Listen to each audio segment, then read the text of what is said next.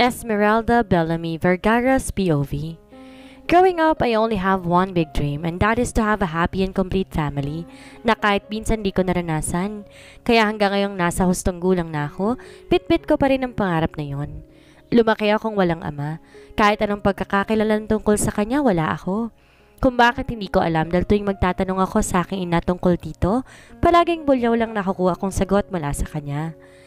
Esmeralda, ang tagal mo namang ihanda ang agahan.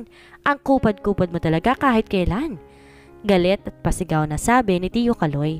Kinakasama ng nanay ko na halos walang ginawa sa buhay, kundi tumambay at makipag-inuman. Isa na naman to sa mga araw ng buhay ko, kung saan gumising akong pagod at walang gana sa buhay. Pero dahil alam kong mauuwi lang sa pagtatalo namin ni Mama, kapag hindi ako kumilos, naganda pa rin ako ng pagkain para sa kanila. Walang kibukong nilapag ang niluto kong sinangag na kanin at pritong itlog sa hapag kung saan nakaabangan lalaki. Itlog na naman, Esmeralda? Buwisit na buhay naman to, oo. Adel, wala bang pera tong anak mo at palaging pritong itlog ang pinapakain sa atin? Reklamo ulit ng lalaki ngayon sinabi, gamit ang mas galit na tono na siyang naging dahilan para tingnan ako na masama ni Mama na makalapit siya sa hapag. Tinitipid mo ba kami, Esmeralda? Iritadong sabi niya na magkatapat kaming dalawa. Paano ko sila titipirin? Gayong wala rin naman akong pera na ilalaan para sa pagkain nilang dalawa. Lalo na sa pagkain ng asawa niya na ayaw magtrabaho. Sa sarili ko nga wala akong mailaan. Kulang na kulang kinikita ko bilang student assistant para sa pag-aaral ko. Dahil sa totoo lang halos wala namang napupunta sa akin. Tuwing araw ng sahod ko kasi kinukuha lahat ni Mama ang pera. Ma, wala akong pera at alam mo yan. Tanging tugon ko matapos siya ipagtimpla ng kape. At anong gusto mong palabasing bata ka? Naginasta ko ang pera mo kaya itlog lang agahan ngayon? Galit na naman niyang sabi habang nagsasandok ng pagkain. Wala ako ibang ibig sabihin, Ma. Ang sa akin lang po, alam mong wala akong pera dahil kinuha mo ulit lahat ng sahod ko. Walang emosyon kong sabi at akmang uupo na rin sana para kumain ngunit bigla akong pinigilan ni Tio Kaloy. Huwag ka lang kumain dahil sapat lang sa amin ng mama mo ang nihanda mo. Nakaismed niyang sabi sabay higop sa kapeng inihanda ko para kay Mama. Magpaprotesta pa sana ako pero ultimo si Mama, sinabihan akong umalis na dahil nasisira lang daw ang umaga niya. Nasa kolehiyo pa lamang ako pero halos ako na ang gumagawa ng paraan para mabuhay at makakain ng aking ina at ang asawa niya. Lahat ng trabaho pinapasok ko makapag-uwi lang ng pera sa bahay. Nahihirapan na ako sa totoo lang. Pero wala akong magagawa kundi ibigay lahat kay Mama. Kahit pa ayaw ko. Dahil kung hindi pagbubuhatan niya ako ng kamay. Wala akong pagpipilian kundi umalis ng bahay at pumasok nang walang laman ng sikmura. Mabuti na lang talaga. May naitabi pa akong 50 pesos sa wallet ko para pamasahe papasok sa university. Mukhang makikikain na naman ulit ako ngayong araw kay Jade. Napabuntong hininga na lamang ako ng malalim bago tuloy ang lumabas sa bahay namin. Mabigat man sa loob kong halos walang pagbabago sa buhay ko araw-araw, wala akong magagawa kundi tanggapin ang buhay na meron ako.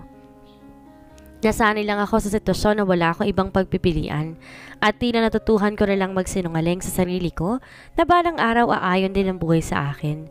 Magiging maayos din lahat at pinakamahalaga, matutupad ko rin lahat ng mga pangarap ko. At kasama sa mga pangarap na yun ang pagbuo ko ng isang masaya at buong pamilya, kasama ng taong mamahalin ko habang buhay. Hindi katulad ng inaasahan kong nangyari sa buong araw ko sa university dahil absent si Jade, ang blockmate ko.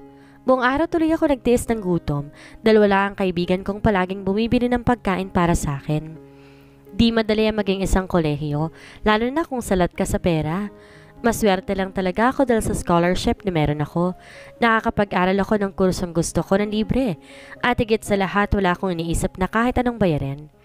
Third year college ako sa kursong BS Management, Major in Human Resources sa isang maganda at kilalang universidad sa bansa. Kaya mahirap makibagay at makiayon sa mga nakakasalamuha ko araw-araw. Pero sinisikap ko makisama dahil bukod sa mahirap lang ako, wala naman ako ibang ipagmamalaki sa buhay. Nahihirapan ako sa totoo lang, pero dahil nasanay ako magsinungaling sa sarili ko, palagi ko sinasabi ayos lang at kaya ko, kahit ang totoo ay nagsasawa na akong paniwalain ang sarili ko. Wala akong trabahong gagawin ngayon sa guidance office, kaya naman makakauwi ako ng maaga. Pero dahil malas ako, naabutan pa ako ng malakas na ulan kung kailan pa uwi na ako. Napilitan tuloy akong magpatila sa waiting shed, hindi kalayuan sa gate ng university. Di naman ako nag-iisa doon. Bagay na pinagpapasalamat ko dahil ayokong naiiwang mag-isa sa pampublikong lugar. Nakasiksik lang ako sa pinakasuksok hanggang saan sapat na para hindi ako mabasa ng ulan na mapansin ko ang isang matangkad, maputi at gwapong lalaki. Nakatabi ko at may suot na uniformeng katulad sa akin. Mukha siyang seryoso, kaya naman inalis ko ang mga tingin ko sa kanya. Habang tumatagal mas lumalakas pa ang ulan at kasabay ng pagbuhos ng ulan ay ang pagkulo ng sikmura ko dahil sa gutom. Napahimas na lang ako sa tiyan ko dahil talaga namang nag-aalburuto ng mga alaga ko sa tiyan. Nagagalit na yung mga alaga mo Dinig kong sabi ng lalaking katabi ko, kaya naman napangat ako ng tingin sa kanya. Huwag kang mag-alala, mas galit ako dahil nag-aalburuto sila. Natatawa kong tugon sa kanya habang nakatitig sa gwapo niyang mukha. Kainin mo na mahimik na mga alaga mo.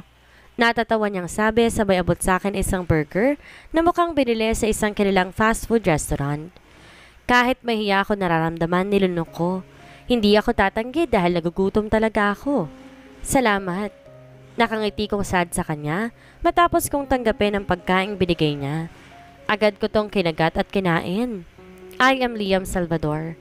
Pakilala niya habang natatawang pinapanood ako na kainin ang ibinigay niya.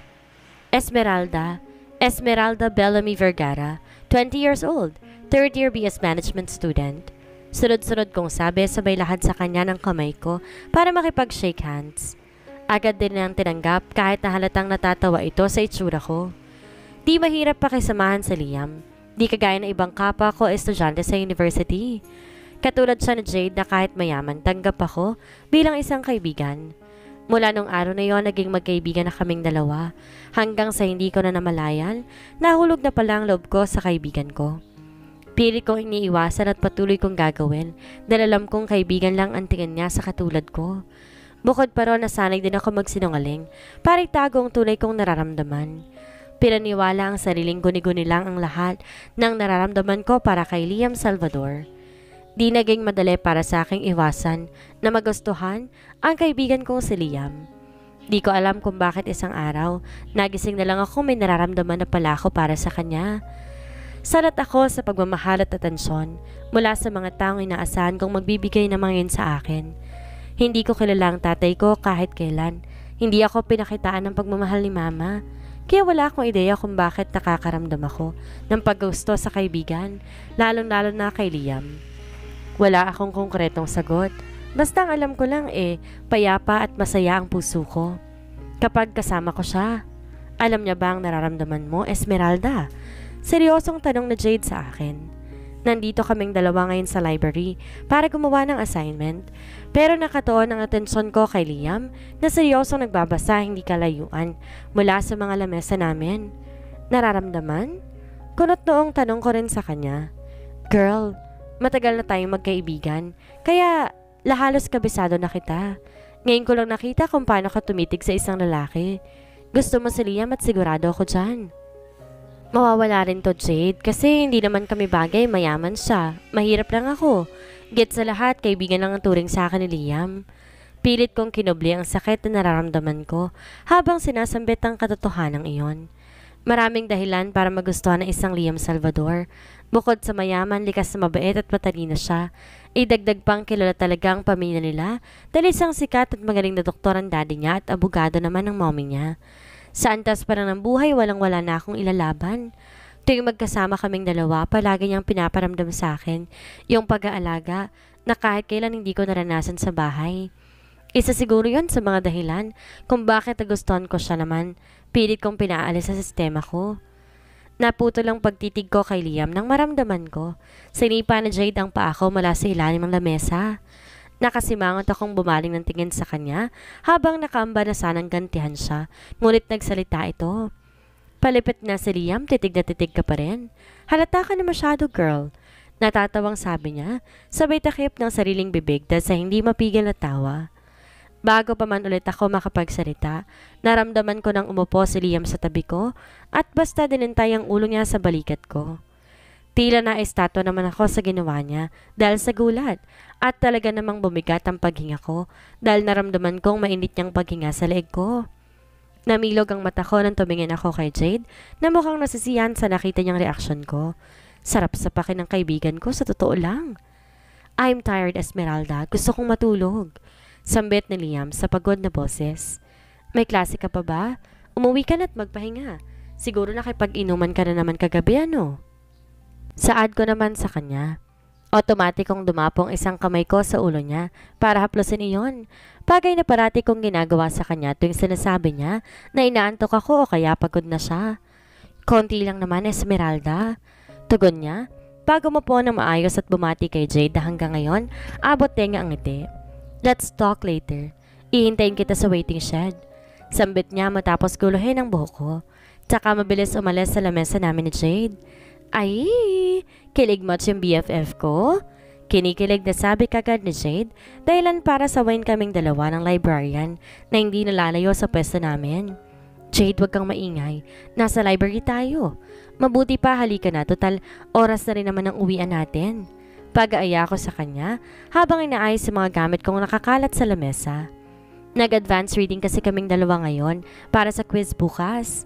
Kaagad siyang sumunod sa akin nang tumayo ako at isauli ang librong hiniram ko sa librarian.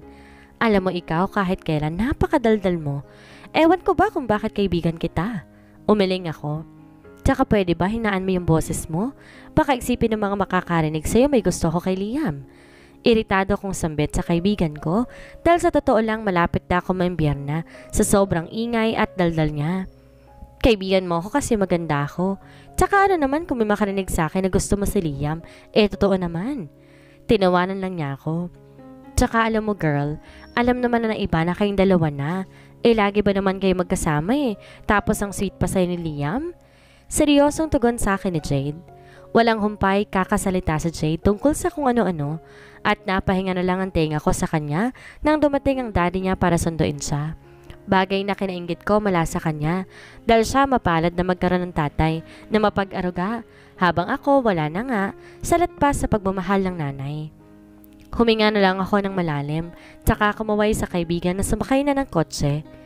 Nang mawala sa paningin ko ang sasakyan nila, nagtungo na ako sa waiting shed na sinabi ni Liam kung saan naman ay hihintay niya ako dahil may pag-uusapan kaming dalawa. Lumipas ang isang oras, hanggang napagod na ako kakahintay, walang Liam na dumating. Inisip ko lang na baka nawala sa isip niyang usapan namin, kagaya ng palaging nangyayari at binabuti kong pumunta na ng sideline ko ngayong gabi. Naging busy sigurong loko, sabi ko sa sarili. Pagod akong umuwi ng bahay namin, kaya naman halos wala akong gana makipag-usap kay Tio Kaloy na siyang una kong nakita pagpasok ko sa loob ng bahay. Laking pasasalamat ko dahil hindi niya ako pinansin at tiniyaan akong magtuloy sa kwarto ko. Tulad ng palagi kong ginagawa, sinara ko ang kwarto ko gamit ang dobleng lock dahil mula nang magkaisip ako, di na maganda ang pakiramdam ko sa asawa ni Mama na kahit noon pa'y iba na kung tingnan ako. Kinabukasan, pagod man ako mula sa paghuhugas ng sandamakmak na plato sa isang restaurant, sinikap ko pa rin gumising ng maaga. Naganda ako ng almusal para kila Mama bago pumasok dahil sigurado kong bulyaw na naman ang aabutin ko kapag wala silang nagisnang pagkain sa lamesa. Naisipan kong pumasok ng maaga ngayong araw. Bukod sa hanapin ko si Liam sa department nila, magre-review ulit ako sa library para sa quiz namin mamaya. Inaalagaan kong grado ko hanggat maaari. Ayokong mawalang scholarship na meron ako dahil ito na lang ang meron ako tayong bagay na magsasalba sa akin sa kahirapan. Hindi ko alam kung ano ang meron. Pero mula nang nakatapak ako sa gate ng university, pansin ko ang tinginan at munting bulungan ng ilang kapwa ko estudyante sa akin. Sa pag-iisip na baka paranoid lamang ako, nagtuloy ako sa paglalakad hanggang may narinig ako. Sabi na jowa niya si Liam? Parang di naman kasi sila bagay. Baka nilandi si Liam kasi sa video pa lang, halatang tinrabaho niya lahat. Dinig ko ang sambit ni Valerie. Isa sa mga sikat na babae dito sa university na may gusto rin kay Liam na naiinis naman sa akin.